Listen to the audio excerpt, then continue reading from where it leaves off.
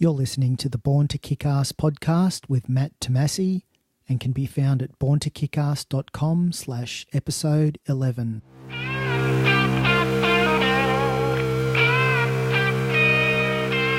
Welcome to the Born to Kick-Ass podcast, where you're introduced to the most fascinating people on the planet. Learn the ingredients of greatness that you can apply to your life. And now your host, Matthew Tomasi.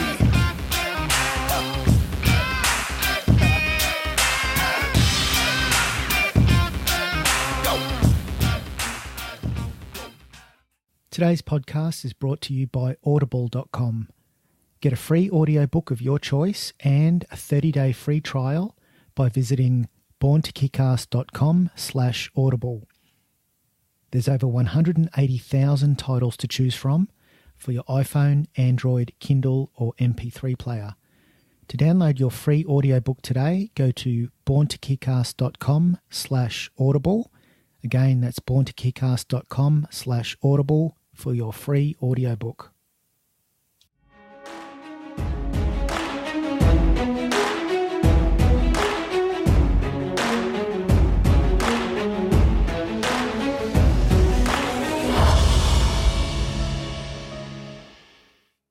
Taryn Kent Hume grew up in Tasmania, Australia, and at the age of 18 travelled to London on a one-way ticket, where he played semi-professional football for 5 years.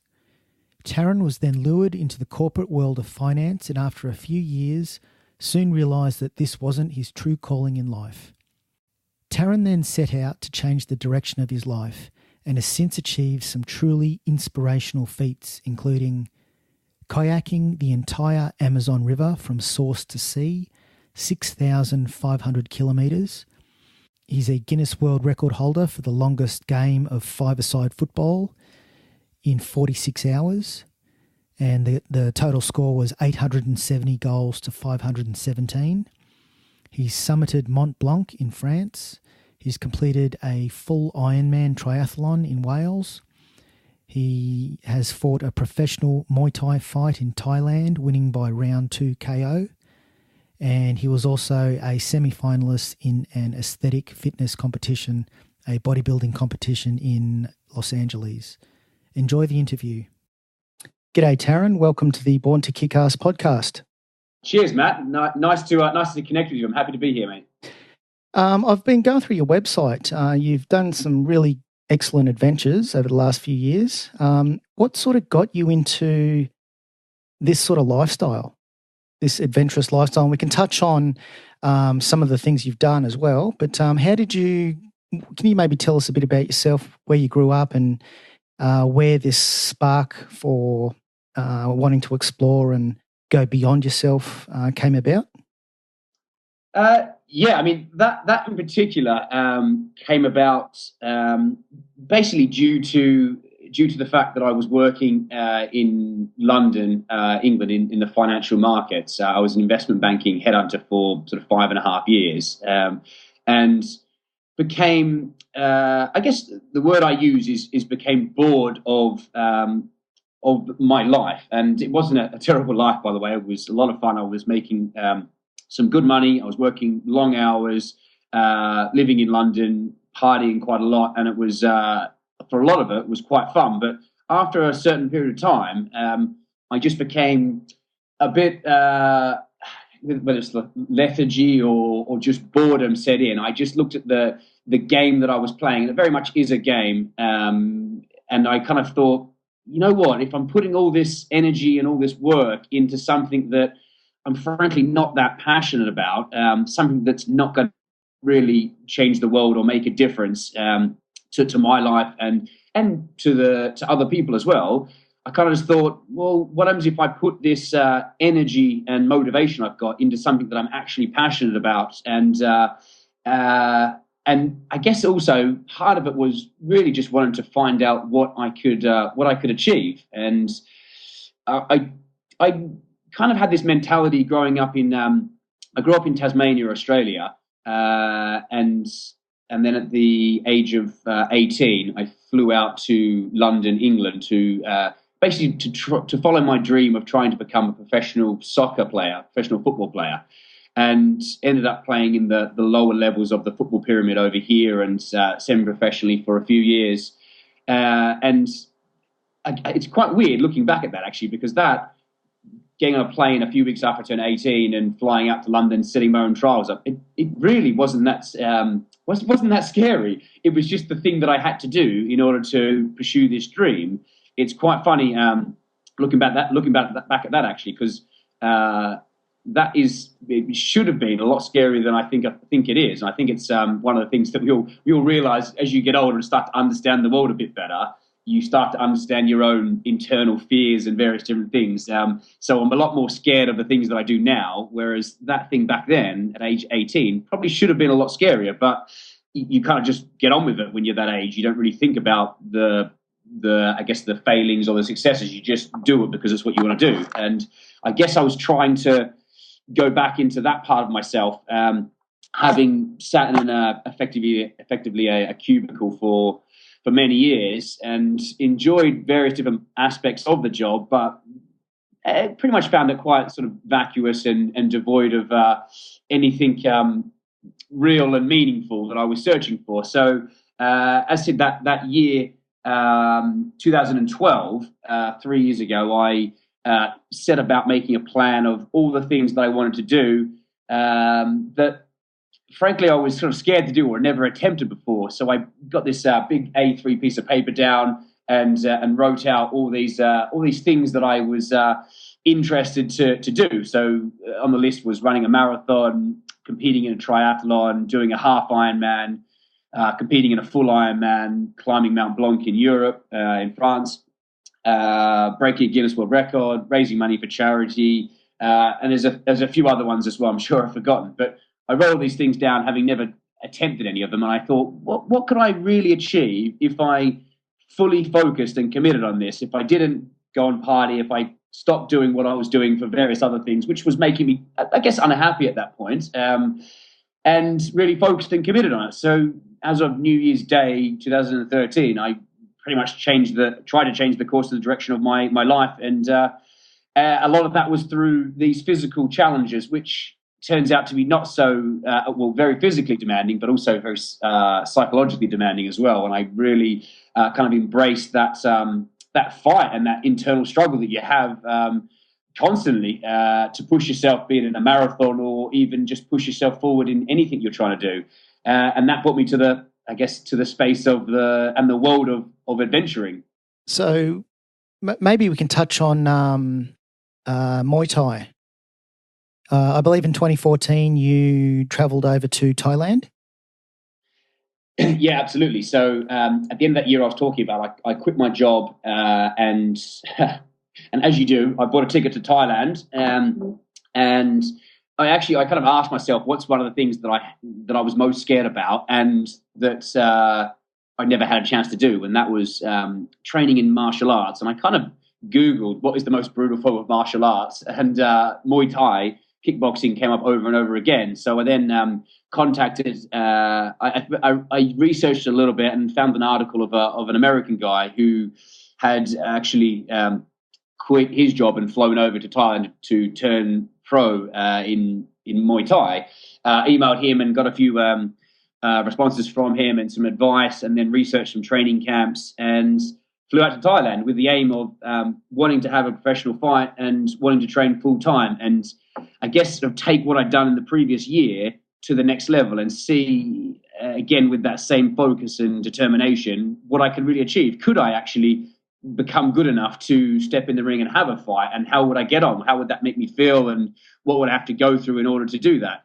And I have to say, it was an awesome experience, mate. Really, really cool. And I know you do some karate yourself, or you do MMA, or? I did karate growing up. I haven't done. I don't fight currently, but yeah, I am a huge MMA fan. I love UFC. I'm pretty much, I guess, a hardcore fan. I love, all the different, the ground game, stand up, just the whole lot, as well as the technical side of fighting, as well as the strategy. It's real. It's a real thing. It's not a game. that's what makes it fun. I mean, it's weird because it is obviously very much a sport, but it is it's a very rare I guess moment to put yourself in. You are going in there and you are fighting somebody else. So it definitely it is very much a sport aspect to it, but I think the mindset you have when you go into the ring to fight somebody, for me, it was. I mean, I wasn't focused on necessarily winning the fight. I really wanted to kind of do well for, I guess, my coaches and sort of prove my Muay Thai technique as much as anything. But as soon as that bell rings, all that is still in there, but it kind of gets put aside, and it's you hear the ding, and you're like, all right, I want to win this fight. I'm in a fight now. Let's do it. And you obviously still try and remember, obviously, what you've been taught, but a lot of it I found just comes down to muscle memory. Like I would throw a teep kick in Muay Thai, like a front kick, when the guy's coming in to punch me to block him. And I remember it's probably one of my favourite bits of my fight, because this guy came in to try and punch me with I think it was a straight jab, or may have been a hook, and I teeped him. And I remember that very clearly because for the previous two or 3 weeks, my coach had been getting me to stand next to a kicking or a punching bag. He put a stool down in front of me, and I had to do 300 teep kicks above the stool to make sure my leg got up high enough and I could pull it down quick enough, over and over again every day. And it was just that muscle memory that just comes into play, that you're in there and you kind of don't necessarily think about what you're throwing. You just use what you've been taught and what you've learned and picked up on. And I found that really, really fascinating and really interesting point on it. So were you based in, was it Chiang Mai up north? Yeah, I was in a little town outside of Chiang Mai called San Kampang, training with Santai Muay Thai group. This is a little village, maybe half an hour, 40 minutes on from out of Chiang Mai. It's you take a little songthaew, as they're called, which is basically a bus, kind of like a ute or a truck with a little cage on the back that you jump in and pay 20 baht to, and it takes you to and from town. And that was really cool to kind of be close to a bigger city, but slightly out of it. You had this sort of sense of community walking around the streets after training. We'd go and get coconut water and coffees, and you kind of knew a lot of the same people, it was really quite cool actually. And there was only a small number of, I guess, foreigners there. And everybody in the town kind of knew that you were training at the gym, and it was a really, really cool experience. Your fight was pretty good. I watched your fight on your website, which is TarynKentHume.com. Round 2 KO. Can't ask for anything better than that. There was kind of obviously I didn't expect to be able to KO somebody. I guess there's two things that you ultimately want in a fight, or I wanted. One of them, would be to win by knockout, absolutely, and the second was really to have an absolute war with somebody, whether I won or lost. It was that, and that's maybe the thing that I have still got a little hankering to potentially do something more in this world, because I kind of find that fascinating. When you see a fight and it's like a 3-round or a 5-round war, both fighters are going for it, and there's blood everywhere, and you're having to dig deep and find a new level to kind of push through and keep going.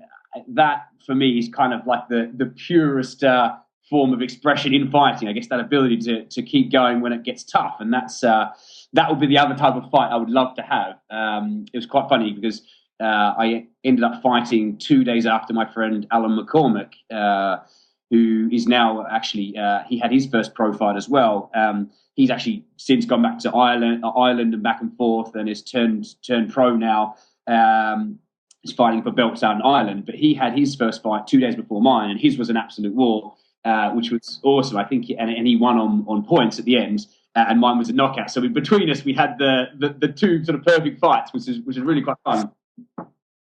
And what was the training like? You hear stories of Muay Thai training with the shin conditioning. Was there anything specific around like, the conditioning of the shins, or?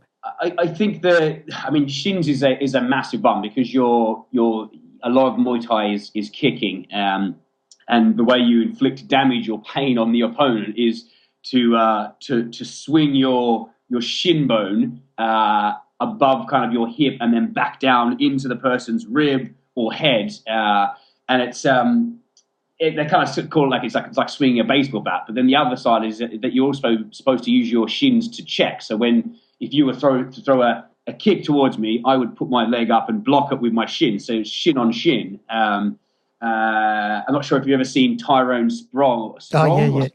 Tyrone Spong, yeah. Yeah, his leg break. I mean, it's check and it snaps, and similar to Anderson Silva as well. It's weird when you first do that. A lot of the time you're training, you have on shin guards, and then it's not until the fight that you take them off. But you do shin conditioning, so by kicking the bag. I know they would do various other things to strengthen up the shins. So I would eventually kick you, and you would have hardened shin guards that would smack into my shin every time I kicked you. So you'd block them, and I would check them. Quite a few of the guys actually, or I say quite a few, a couple of the guys would end up getting. I'm not sure if you've come across this before, lumps on their shin. I remember Alan had this, and he was kind of rolling like some ice over and down to try and roll that out. Extremely excruciatingly painful. I fortunately didn't have that problem. I didn't develop that. But there's some interesting techniques used to build up the strengthening of the shin. A lot of it also comes down from running as well. You're doing a lot of road work, sort of 7 or 11K in the morning and then 4K in the afternoon before we would do 2 sessions a day. And a lot of that road work, running on the road, sort of builds strength in your shins as well. There's a few guys who had some shin issues because they, for whatever reason, it puts a lot of pressure on you, especially when you're running on the concrete and roads. But it's a necessary part of it to build up not only your fitness, but also to build up your, I guess, the strength or the conditioning in your shins, which sounds quite weird, to build up the conditioning in your shins. I remember rubbing up my finger up and down over my shins and feeling the different lumps and bits where you've been kicked. There's kind of little chinks in your shin, but it's all part and parcel of you. The stronger your shins are, or a lot of it comes down to basically kind of the nerve endings trying to basically eradicate the feeling in your shins, and that way you don't feel it and you're able to block it or kick harder. Did they let you loose on any banana plants or banana trees, to chop them down? Ball cow style. No, I didn't. I did. There was one banana tree near where this little flat that I was staying in that we had a muck around, but it wasn't any specific training. It's more of a fun thing that Muay Thai fighters like to do. But they do go to town on some of their banana trees. I noticed as well, prior to your fight, you did, is it the Y Crew, the dance? Can you tell us a bit about that? Yeah, the dance is interesting.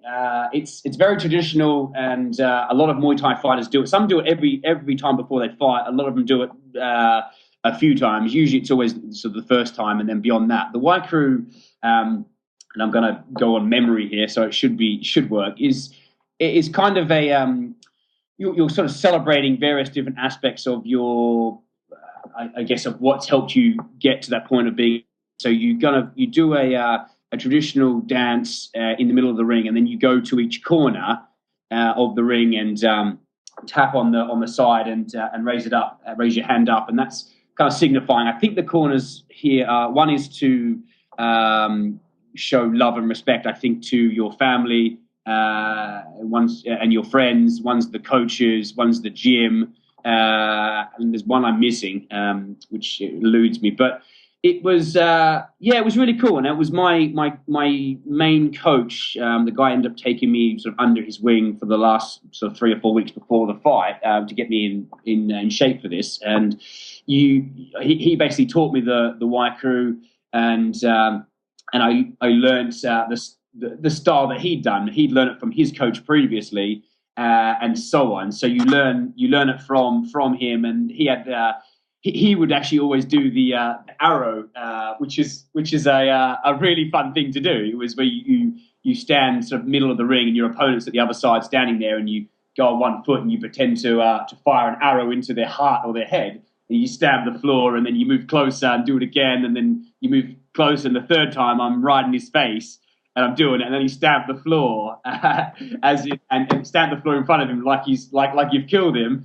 and then you nod your head and walk back. And I remember just sort of laughing doing that. But it's a cool thing. It's very traditional, but there's also some kind of modern elements to it, and that was really fun to do. Yeah, it was really quite cool. I remember doing that and having half the crowd being Thai and kind of murmuring and booing a little bit, and then the other half were Australians, and they were chanting the Aussie, Aussie, Aussie chant, which was really, really motivating while you're kind of preparing to fight. Also, with traditional Muay Thai fights, you have the I think is it called the sarama? You know, the music with the flute and all the drums and stuff like that. Does the music help? For the Waikru, yeah, because it gives you some semblance of a of kind of like a beat, I guess to dance to. For the fight, to be honest with you, I didn't really hear it at all. You're very focused. For me, anyway, I was very focused and on keeping my hands up and not getting hit in the head. I didn't really notice the music at all, actually. So that was in 2014. I'm sort of jumping over the timeline here, but the year before, you summited Mont Blanc, which is 4.8 kilometers high. Meters high. 4,800 meters. Yeah. There were bits where it became tough due to sort of the altitude. It wasn't anything too crazy. Luckily, I wasn't affected that much by the altitude. There was the little bit on the last day we stopped. Just they call it the velo, which is like the valley before the top. There's maybe 5 or 6 different smaller peaks you've got to climb over. So another hour and a half of walking or 2 hours of walking. And you kind of feel the altitude a little bit, nothing too crazy, but we kind of sat down with it was myself, my friend who had met the 3 days previous or 4 days previously, Andrew, and our guide Loic, all roped together, and we sort of sat down and actually had a sweet tea that Loic had pulled out, and it was awesome. It was delicious. It was energizing, and then we kind of went to the top.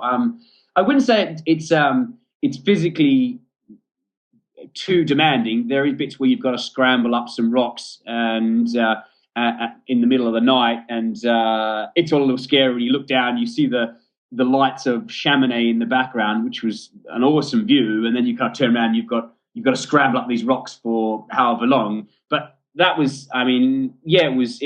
I guess it was physically a little bit tough, but it was kind of fun for me. I really enjoyed that, and the experience of climbing Mont Blanc and getting to the top of a mountain and looking out across France, Italy, and Switzerland was incredible. And when we got to the top, it was just me, Loic, and Andrew sat there by ourselves for half an hour and just had a moment of contemplation and a bit of peace. And it was a very beautiful moment, because the previous sort of 2 days we were in a hut down at sort of Camp 1 or Camp 2, I think they call it, and we weren't sure whether we would be able to make it to the top because the weather was quite bad and a few groups had turned back and couldn't make it to the top. So it was very sort of touch and go as to whether we would have enough of a window to be able to go for the summit. And a lot of the time in mountain climbing, you really don't have. Sometimes you don't have a choice. If the weather's bad, you can't control it, so you just turn back and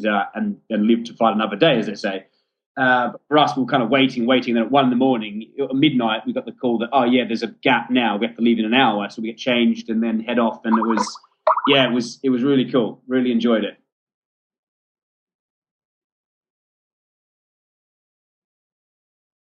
It was only 4 days, I think. 3 up and 1 down. I did some training for 4 or 5 days beforehand. So I'd never done any mountain climbing before, so I had to learn how to walk with the crampons. We did a bunch of different peaks in Switzerland and a couple in Italy on the training days, and then we were learning to, I'm going to say rappel, but also kind of climb up ice walls, which is great fun. I'd love to be able to learn some more of that. But yeah, 4 days in total.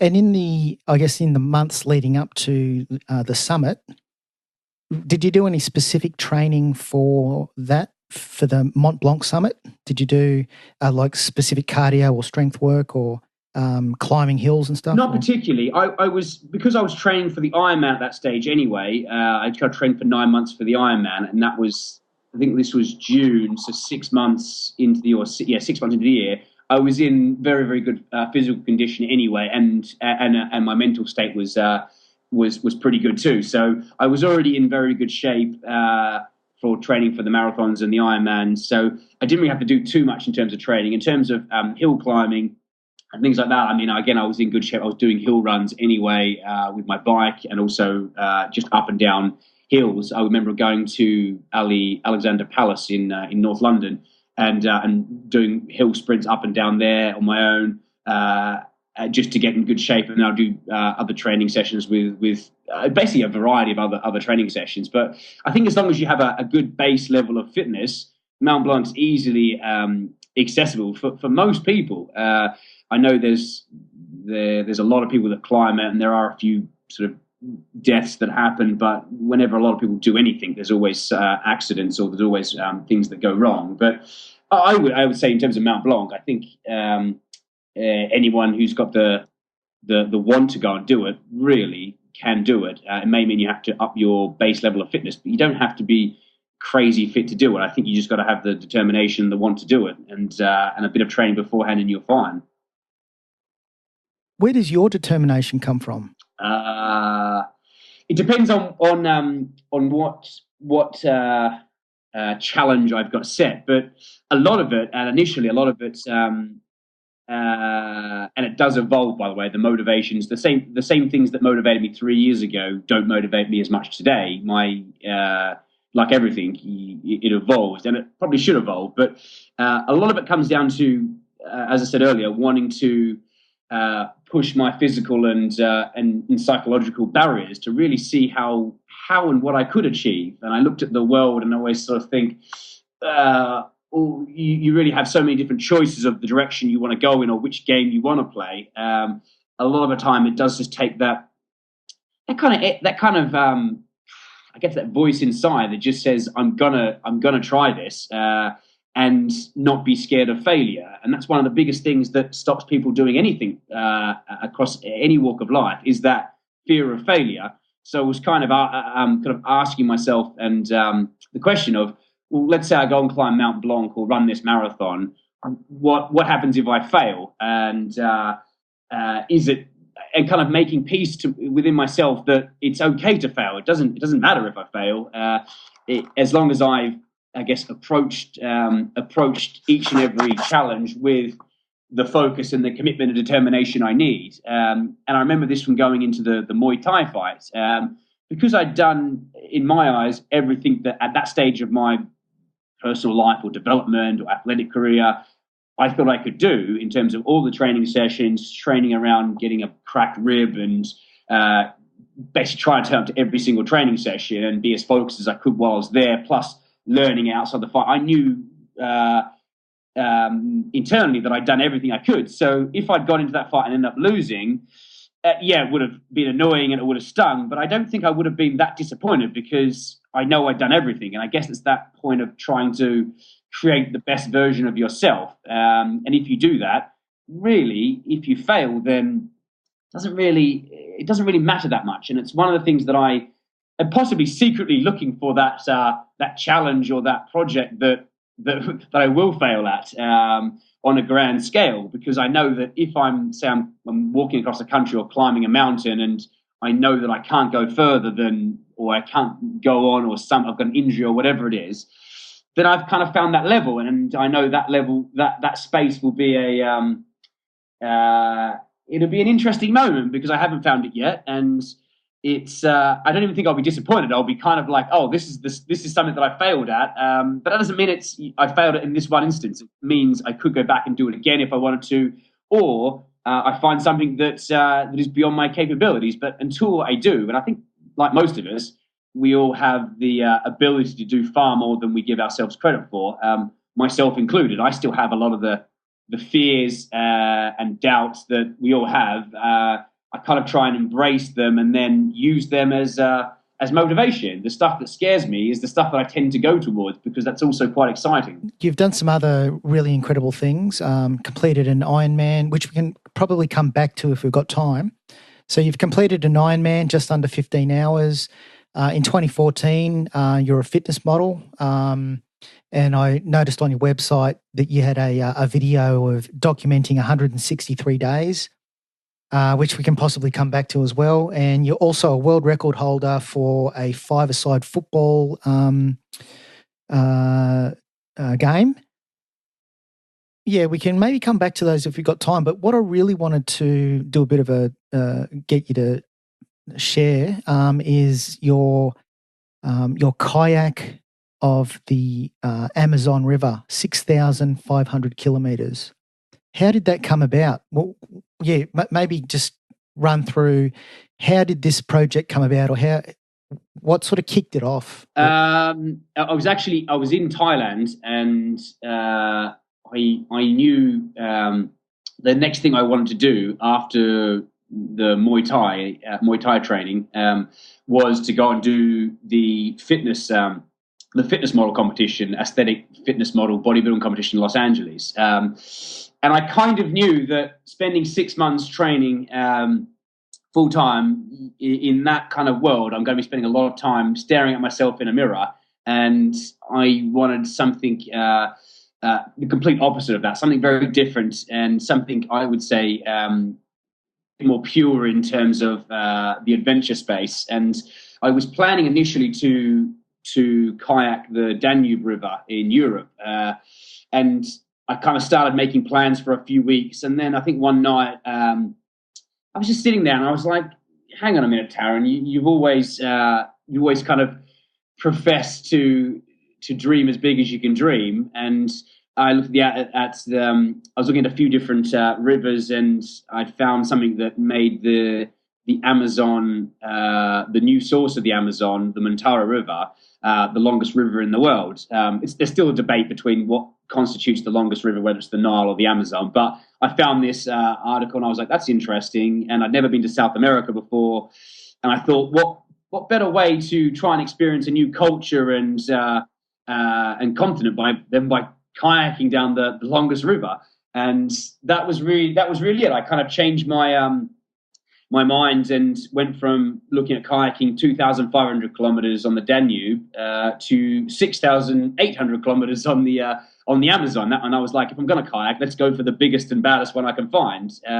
And that really sort of kicked it off. So I'd been from inception to then starting, it was about 18 months of coming up with the idea to do it, and then starting to plan, contact everyone or anyone who'd ever been down the river itself. And then I was planning this while I was doing the bodybuilding, and then I came back to London afterwards and spent a further sort of 5 months planning, or 4 or 5 months putting the rest of the expedition together. So with the planning and training side of your life, how do you prioritize your day? It sort of changes. It depends on what I'm doing. At the moment, I'm doing work for a company called Volunteer Uganda, plus trying to set up and plan different adventures, as well as trying to turn this into a career, mainly to make enough money to keep doing the fun stuff I love to do. And that's in terms of planning the day. I will sit down and at the end of each night, and I'll go through and plan the next day's activities. I usually try and break my day up into 2-hour blocks or 2-hour chunks. And that's through experience of learning that after 2 hours, my production level or productivity level goes. Basically, my concentration goes, and I can sit there and try and work for another, say, 2 hours. And that second 2 hours, I'm sort of 30% as productive as the previous 2 hours. So it makes sense to take a break and break it up. And I try and do basically do my day in block sessions. It's something that I picked up a different but similar version to this when I was working in the city in finance, and it was to do sort of blocks, and then we have a 15-minute break. I try and break it up longer than that and have half an hour break, or break up the tasks between the fun stuff that I love to do, and some of the more admin things, and try and get the admin things, the life admin stuff done in the morning, because that's basically the stuff we don't enjoy as much. So I break my day up that way, and yeah, really, it's kind of I guess it's a lifestyle now. It's usually sort of 7 days rather than 5 days on and 2 days off. Although I am starting to enjoy having 1 or 2 days off where I don't do anything. I can just relax. Although I find it quite difficult to do. In terms of planning for the Amazon, it was kind of full time. I would basically be contacting sponsors and contacting potential teammates. I had a lot of conversations with a guy called West Hansen, who was the first guy to kayak the Amazon from the Mantara River, and get a lot of information from him. I was doing a lot of research in terms of what kit I needed. This was my first big expedition, what type of food I needed. I would go into the detail of how many calories was in each meal and how much weight each meal was, to see how much meals I could pack in the kayak, and where I'd have to send it downstream further, or where else I could send various things to. I was contacting guides and trying to get them to meet us. I was contacting guys from the military. I was contacting guys various different places. So there was a whole host of different aspects in the planning stage that I was basically trying to coordinate. The planning stage was probably, I would say, as difficult as the actual adventure itself. They both brought me to tears in numerous occasions, but I think it's like everything. You decide to find a solution, or you make excuses as to why you can't do it. And it's that mindset that you need on the expedition as well as in the planning stage. Yeah, a lot of people don't realise that the planning to get you to the start line is an exercise in it. So when you started in Peru on the west coast of South America, with the kayaks, did you bring the kayaks from the UK, or did you buy them in Peru, or how did that come about? The shortened story of kayaks is I looked at buying kayaks in the UK. I looked at buying kayaks in Los Angeles and shipping them via boat or plane. Turns out you can't. The kayaks were like 4.5 meters long, so they wouldn't fit on a plane. So you'd have to ship them by boat, but then that costs an astronomical amount.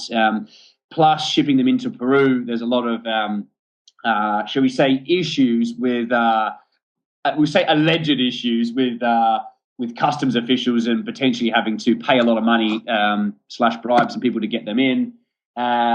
We looked at getting some kayaks shipped up from Brazil, which would have cost a lot in terms of paying for fuel to get them put on a boat and taken up. So eventually I went through negotiating and found some kayaks from a previous expedition that had been out there, and we had arranged to buy them, and then turns out they'd been sold, which was an incredible, horrible day for me.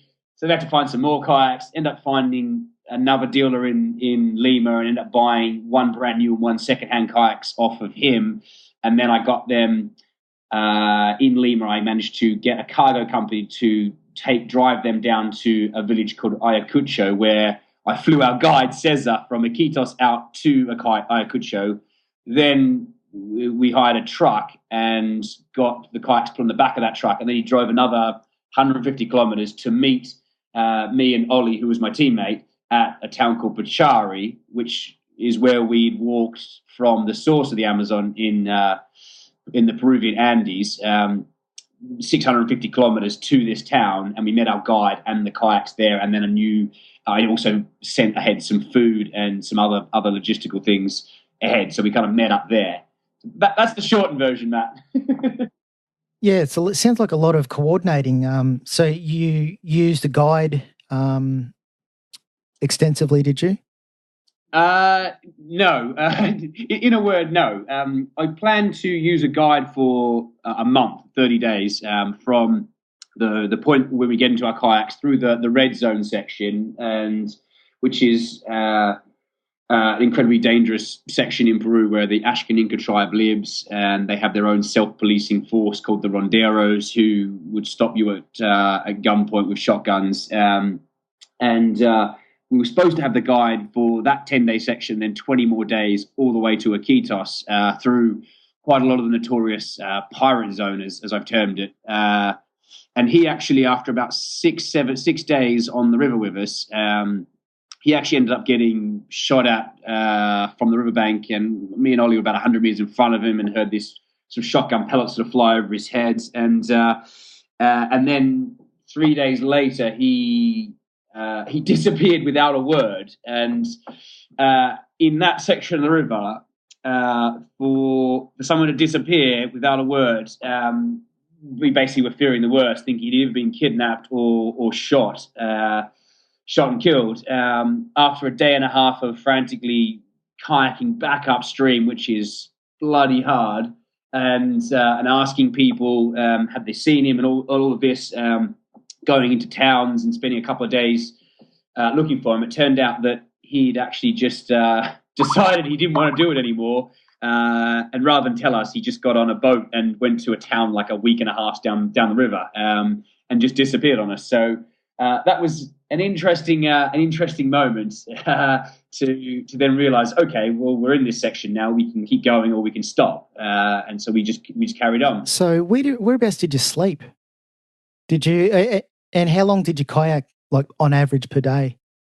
We were sleeping on the sandbanks. So probably one of my favourite bits of a trip is at the end of a day, we were kayaking from say 8-10 hours a day, up at sunrise and stopping at sunset, and we would kayak along, and then the last, say, about 5:30, depending on the time, about 5:30 in the evening, we would start to look for or 6 o'clock sometimes, we'd start to look for a suitable sandbank where we could pull up and basically pull our kayaks up. We weren't going to be bothered too much, and then camp on the sandbank itself, and to begin with, watch the sunsets come in, which was an amazing memory until the mosquitoes became a bit of an issue, sort of the second half of the Amazon, and that meant we would have 45 minutes or an hour, if we're lucky, to get washed and get food on and clean up and get into our tents and eat before we got attacked by thousands of mosquitoes.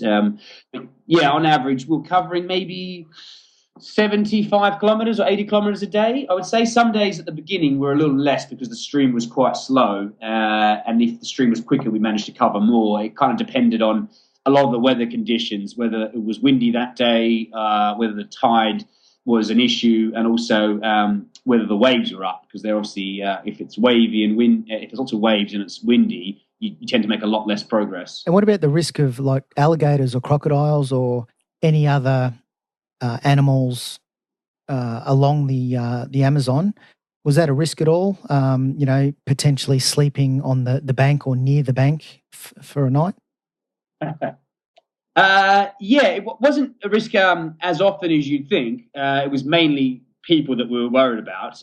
But there were some instances where we had a few interesting experiences with some of the animals. I remember one morning we woke up and found some jaguar footprints about 10 meters from our tents, and it was we could tell by the footprints there was a mother and a baby cub that had basically walked along next to our tent when we were sleeping. Probably a good thing we weren't awake for that.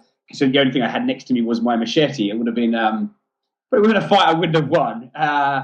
We also remember pulling up to a sandbank after we just crossed a massive bed of water, and pulling up and started setting up our tents. And then a couple of fishermen came by and they sort of pointed out these kind of footprints out from the water up to the bank where we were sleeping.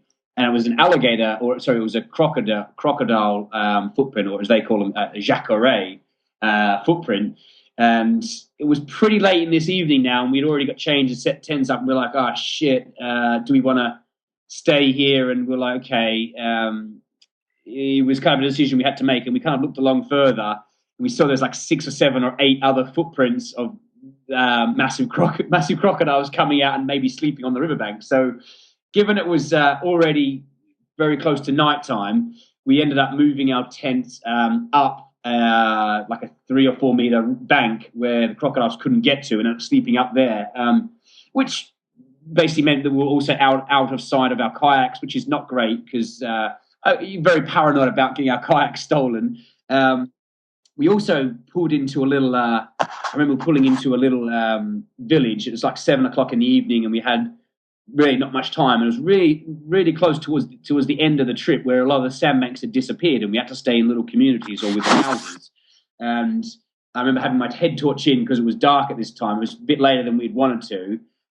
So we were kayaking into this little rivulet, this little kind of stream going up to this house. And I remember seeing these kind of two lights ahead of me, thinking, it's weird that there's two lights there. And I'd been kind of, because the water was really low, I put my hands out of the kayak and was pushing myself along and off the sand on the bottom to try and get some leverage. I did this 2 or 3 times, and I saw these two lights ahead, and I saw another two lights. I was kind of going along, and then my third time I was trying to heave myself up, and I get it off, and I look up, and I was like, oh shit, they're not lights, they're little crocodile eyes. So quickly pull my arms back in, and then kayaked another sort of 10, 15 meters along to this kind of bit, the point of where the house was, and they were helping us move our kayaks in. And then I get up there, and the guy kind of points out with his light. He goes, "Oh, there's 50 meters away. I see this massive crocodile there." We're like, okay, that was interesting. And did you meet many locals? When you'd pull up for the night, or even, like, did you stop at all, sort of during the day? You'd pull in, and did you do that often? Yeah, absolutely. I mean, our schedule was, I think it was 5 hours in the morning kayaking, and then we'd have a 1 hour break, and we'd eat protein and oats for lunch, and then we'd do another 4 or 5 hours afterwards. Sometimes more, sometimes less. It's at lunchtime we didn't. Although we had sort of an hour or so, we would stop in some villages sometimes and try and buy any food we could, because at that point we were only taking in something like less than 2,000 calories. Quite often about 1,700 calories, but we were burning near 7,000 calories a day. So we were losing a lot of weight. So anytime we came across a village, if it worked out with our timings, either lunch or in the evening, we would sometimes stay there, or we would sometimes stop off there and try and buy food. Quite often, a lot of the villages, it's quite sad to say, but would only sell soda like Coke or Oru, Peruvian fizzy drink, or Guarana in Brazil. And they sell biscuits and maybe bread rolls. So the only things we'd buy that. But every time we stopped in a village, we would get surrounded by a bunch of people, really inquisitive and, for the most part, really friendly and quite encouraging. And people would give us watermelons and give us various different bits of food and water sometimes. And that was really incredible. And in the evening, we would stop off. And I remember one of the towns we stopped off at, we ended up they'd never seen a foreigner before, or a gringo or anything. So it was really cool. We'd stop off there, and we had about maybe 50 or so people that would come out over the course of 2 or 3 hours and just stare at us and watch us and ask questions as we're getting changed. But I remember being surrounded there's about 50 people there. We're setting up our tents, and I had to get out of my wet clothes into dry clothes. And I was like, I got to get changed now, guys. I've got to take my pants off. They all stood there. I went by the back of the tent. I was like, desculpa, which is sorry in Portuguese, or desculpa. And I was like, all right, I've got to get changed. So just got butt naked and got changed. And then I said to Ollie, I was like, look, you get changed again. I'll go over here and pretend to dance. So I was trying to distract everybody by dancing stupidly while he was getting changed on his side. So we did a little deal there. But it was funny. It was really quite cool. And for the most part, the people that we came across were incredibly friendly. They were usually either really friendly, or they would tell us about pirates and the fact that we were going to get shot and we were in danger constantly, which usually led to us having quite a heightened sense of alertness, which means we couldn't relax as much as we'd like to. On other occasions, we really got taken in by families. I remember one of the most amazing moments of the trip for me, especially, was our first day into Brazil. We'd done maybe 40 kilometers, and we wanted to do more, but I was feeling really sick and had sort of diarrhea earlier that day. I remember meeting with some of the military in Brazil and trying to hold my stomach together while I was having this conversation to get permissions to take our kayaks in and give them our spot tracker so they could track us and get the coordinates for their military, and finishing that conversation and then just trying to take a few Imodium, but knowing we needed to push on.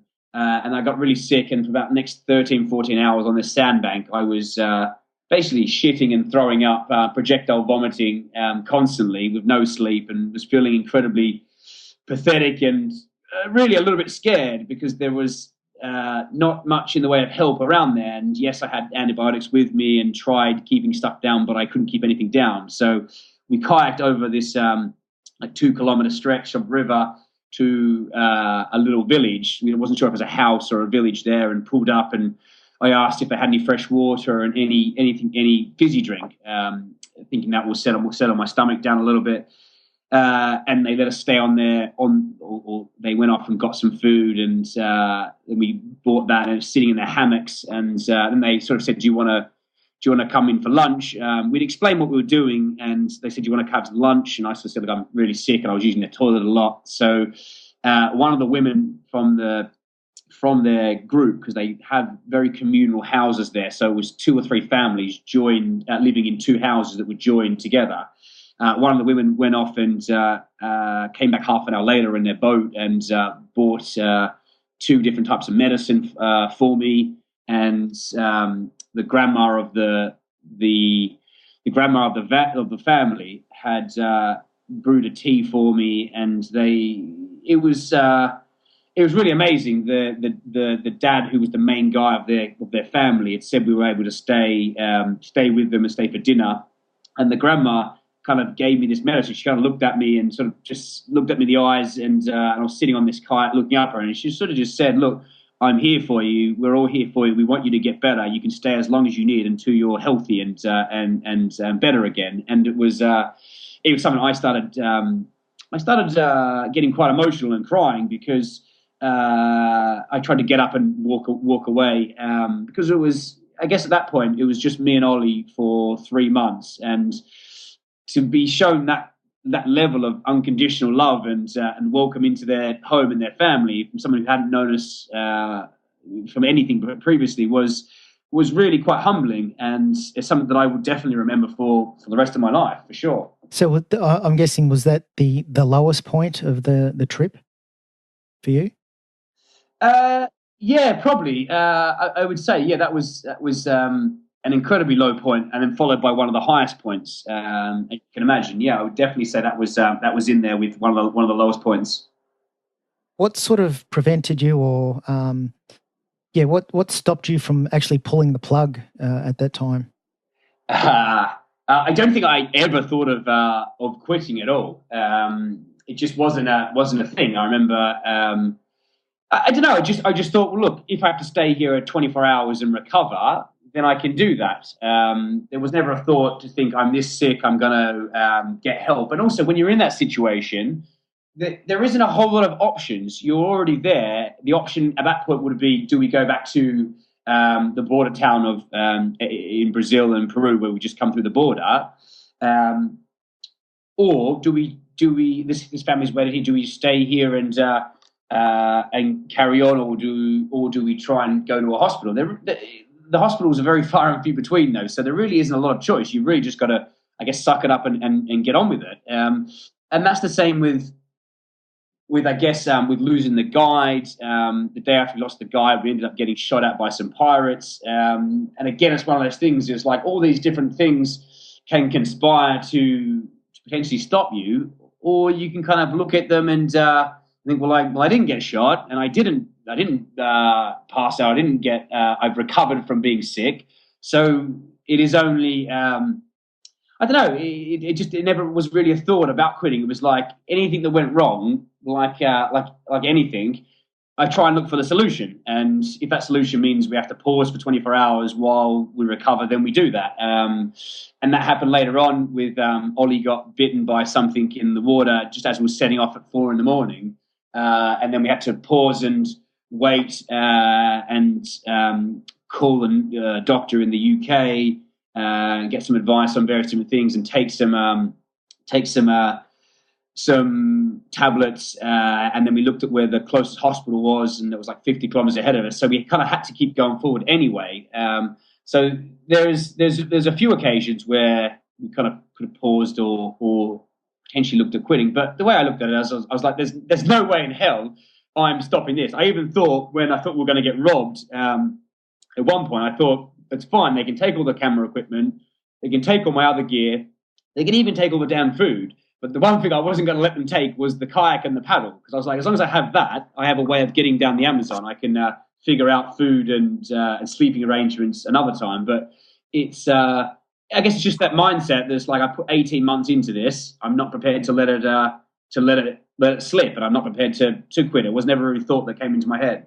Did you get into any of the ayahuasca at all in Peru or Brazil? Yeah, I did actually. I was debating whether I was going to do ayahuasca or not. In Iquitos, we spent 4 days in Iquitos. That was really cool, actually. West Hansen flew out and met us there and actually gave us a spare paddle and a few bits and pieces that we needed, which was wicked. And then me and Ollie went off to a lodge in the middle of the jungle. We went trekking, looking for caiman, and came across a sort of baby sloth, which was awesome to see, and then some of the howler monkeys. And we go out at night time and spot some of the tarantulas and some of the other sort of creepy crawlies in the jungle. And then on the third night, I did an ayahuasca with one other girl who was doing it for the first time, that we'd met that day. And that was it was a really interesting experience. I was kind of debating whether I do it, because I wasn't sure of the extra, maybe the altered mental state I might be put into by doing it, knowing that I've still got sort of 2 months of this journey to go. And I didn't necessarily want to mess with my mental state, because it was at the point where it was where I wanted to be. I was very driven and focused and able to get up and do 10 hours and push through. But I decided, I was like, hell, if I can do that, it was one more maybe stress that I might be able to take on. But it was really cool. Well, the first half of it was really cool. The second half, not so fun. Did you have not necessarily on that night, but at any point on this journey, did you have like a spiritual connection at all to the river? Yeah, I think anything that you spend so much time on, you kind of realize that the river is kind of a living, breathing thing in itself, and you do build a connection with that. Sometimes that involves me swearing numerous times at it, because it's being a bastard and throwing up wind and wave. And when I get through that, I'm like, you really tested me today, and then yelling at it, going, come on, is that all you got? To the river, just to kind of motivate myself. Other times, probably the best example of that moment you're talking about was in Peru, probably about 2 weeks out from Iquitos. It had been the river had started to get a lot wider now, and I just kind of seen a storm behind me and was pushing on, trying to avoid the storm behind me, and then another one was coming towards me, and there was, I guess, thunder and lightning in the background and around me, and started raining, and I'm kayaking along, and then I see a pod of pink dolphins with some blue dolphins start popping up around me, going under my kayak and then jumping out like a couple of meters from me. It was incredible. And I remember kayaking along in the middle of this storm, just sort of laughing to myself and kayaking along. The dolphins stayed with me for a few hours, but it was a really beautiful moment. It was something that I was really, I guess, thankful to myself for, I guess, having the courage to deal with all the planning stage. And then I was also very thankful for all the people that had helped make this happen. West, Ollie, Cesar, the guide, even though we disappeared, all these people, a lot of the sponsors. I remember just sort of sitting there and having a moment of gratitude for a lot of things, and being incredibly internally proud to be out on the river. And I remember kind of, if I'd thought about kayaking the Amazon, that moment would have been something I'd thought about beforehand, having these dolphins around me and in the middle of a storm, sort of battling the elements and it raining. And then just as I was having this moment, two macaws flew over me, and I was thinking, this is the perfect moment on the Amazon, a perfect moment of contemplation, and I guess also peace. It had been a very long road to get to that point, and I managed to, I guess, find a little bit of peace within myself in that moment, and it was an incredibly beautiful moment. Now, how long did it actually take you to reach the end of the Amazon River? I keep saying 5 months. It's actually just under that. It's like 4 months and 2 or 3 weeks. Yeah, that would have been an incredible moment getting to the end. What was that like? It was interesting because it wasn't so much of there was a little bit of the woohoo, we've done it, and a kind of few fist pumps, but the end was a very crazy moment because we'd spent 22 hours in our kayak. We'd slept for 6 hours tied up to some mangrove trees whilst the tide was turning, and then we basically managed to make it to the finishing point just as the tide was turning and just as night was coming in.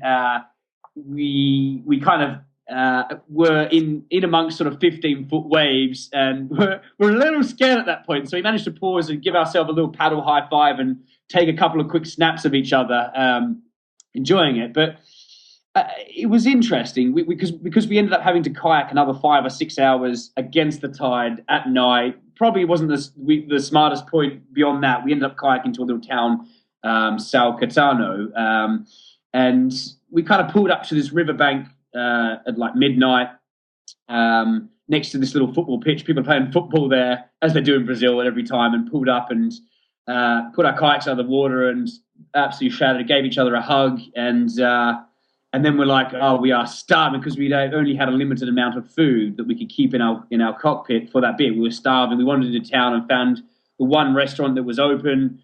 We had a tiny amount of money left, and we basically were like, this is all the money we've got. What can we get with this? And we ordered some food, and we had enough money for one big beer between us. So we kind of bought a beer and sat there and, I don't know, a little bit. And then we're quite quiet. I guess we were both pretty proud of what we'd achieved. But it was very calm at that moment. I think because we'd been driving on, and I hadn't really allowed myself to think of the finish point until it was done. It wasn't as crazy as a moment as I thought about, because it was just in my head. I was like, I am going to finish it. So it wasn't so much of will I, won't I finish. I knew I was going to finish it. So maybe that took some of the shine off. I don't know. It was a nice moment, but it kind of sunk in maybe over the next 2 or 3 weeks. Initially, it's like, I've done this now. I've got to now sort all the logistical bits about getting picked up and getting flown to Rio and all these other things. So it wasn't so much it had finished yet. I always like to try and ask people these questions, but who's the first person that comes to mind when you hear the word successful, and why? The first person that came to mind would be someone, I don't know if you've heard of him in the MMA world. I would say Joe Rogan is someone I would define as success, mainly because and again, look, this is from an outside point of view, I would say he's managed to structure his life in a way that I would like to structure mine, where he has, for the majority, I would see the freedom to do and say what he does. And success for me is not necessarily based around money. It's more the overall part of that.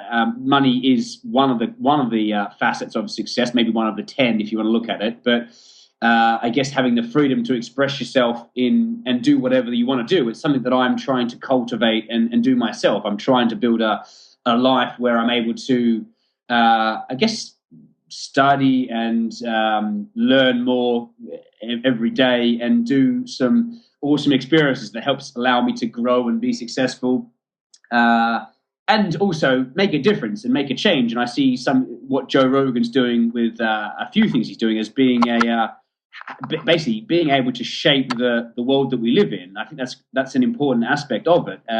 So initially I would say him, yeah. And if you could make a phone call to the 20-year-old Taryn Kent-Hume and give him some advice, what would you tell him? Well, at 20 years old, I was in London. I was training and trying to be a professional footballer. And at that point, I would have said, in that respect, I would have said the world is not just England for football or the UK for football. There's a whole host of other countries there. So I would have said try different ways. There are different routes to success, and not just this one route. So I maybe would have said that, but it's a tough one because if I'd maybe done that and then did manage to become a professional footballer in Greece or Italy or wherever, or Russia or in the Emirates or somewhere, then I wouldn't be on the path that I'm on. I wouldn't be doing what I'm doing now. And I'm really enjoying, I guess, trying to create whatever I'm creating. So it's hard. I mean, that question's, it's a good question, but it also supposes that you have regrets in your life. And I try not to. I know we all have little bits we wish we might have changed, but maybe that. And also just to go for it more. I mean, I probably would have the same conversation with myself at 30 as I did with 20, which is dream as big as you can dream and really go for it. And it's something that I'm trying to do more and more. But I guess when I was 20, I probably didn't need that much guidance because I was a lot less I was a lot more fearless than I am now. I would just go and do something. And not necessarily worry about the consequences as much. Nowadays, I tend to think about things a lot more and sort of delve into the fear of them, which again is I guess a different way of approaching it. So it'd probably be the other way around. I'd probably get the 20-year-old to talk to the 30-year-old. If you could recommend one book on any topic, what would it be? You got a favourite one, or? I really like the talent. I was going to say the Talent Code, but it's actually the second book. Talent is Overrated.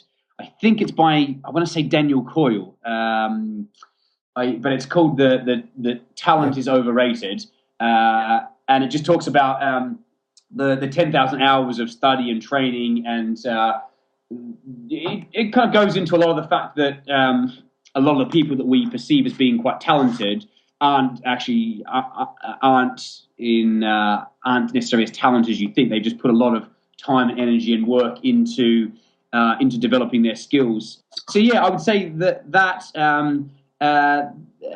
Also, I do like a book called by Suzanne Jeffers called "Feel the Fear and Do It Anyway," which the book is actually okay. It's actually everything you need to know is in the title itself, which is, understand you're scared and then just go and do it anyway, is another book that I would definitely recommend. Well, I'll do one more as well. I'll do three, mainly because it's on my mind. There's also a book called The Chimp Paradox, written by Dr. Peter Stevens, who talks a lot about the way in which we I guess make choices and decisions and build habits. And it talks a lot about having the chimp, the chimp that lives inside. It sounds quite interesting, but the chimp that lives inside that makes very irrational and maybe emotional decisions, knee-jerk decisions without, I guess, thinking about them. And that chimp is often quite lazy. It's like, do I want to do this podcast with Matt, or do you want to sit on the couch and eat chips? And it's a matter of kind of training your chimp, or trying to understand your own internal laziness and other aspects of it. It's a really fascinating book. It's something that I delved back into a few times. I don't often read the same book more than once, but I'm sort of starting to delve back into that one again. Yeah, cool. I'll check it out. Do you have anything planned for the future, adventure-wise? Are you sort of planning or working towards another big adventure, or have you got anything sort of that you're working on? Yeah, we're trying to take over the world, Matt. I'm putting together a few expeditions and adventures. One or two. I mean, there's a few different ones I'm putting together. One of them, I'm just trying to do something to get back to Australia. I would like to get back to Australia, and I guess maybe reconnect with being Australian, and also just spend some time in Australia. And I've travelled a lot of the world and seen every continent except for Antarctica now, and been to some amazing places. But I really want to go back and do something in Australia. I'm also looking at putting together something in Europe this year, really as an excuse to get a bunch of my friends. I'm trying to get sort of 10 or 15 of my friends to come and do an expedition with me, as an excuse to really try and combine things that I love in life. I love spending time with my friends, and I love doing adventures and pushing myself. So trying to get them to all come together and do something pretty epic, which is looking likely. So there's a few different things that I'm looking at, as well as something in India as well, mainly because India just fascinates me, and being able to do something on the Ganges or out in the country, excites me. It'd be cool to learn about the culture and do something epic out there as well. Yeah, no, that'd be awesome. And whereabouts can people find you online? The website is my hub, as you mentioned earlier, TaronKentHume.com. My social media stuff is my Twitter, Instagram, and Snapchat is at Taron 008. So it's TARRAN 008. And YouTube channel is if you Taron Kent Hume, if my name. And I have a Facebook page as well. So I'm kind of building the social media stuff up. I try and connect quite a lot through that and with people. If anyone has any questions or any any insight into planning an adventure or wants to connect, I'm around. I've been inspired by a lot of people, and I've had a lot of help from a lot of people. So don't feel shy to ask for anything. I will try and pay it forward, as they say. Yeah, well, thanks again for your time today. You've got a fascinating story, and I'll definitely be following you moving forward, and seeing what your next adventure is and how it unfolds.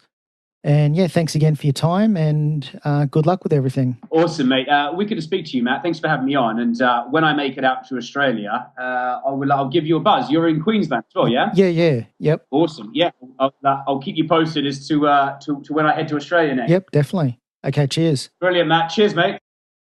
Do you know someone or know of someone who walks the walk and would like to hear them on the Born to Kick Ass podcast? They can be from any field, but they need to have an inspiring story that will help to motivate others to achieve their own goals. If you do, please head over to borntokickass.com/suggest a guest and fill out the form. We'd love to hear from you.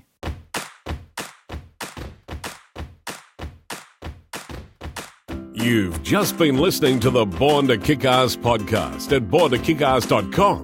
If you liked what you heard and want more, please subscribe on iTunes. Give a 5-star rating and a kick-ass review. This really helps to boost our presence and continues to allow us to introduce you to the most fascinating people on the planet. Welcome aboard, and catch you next time.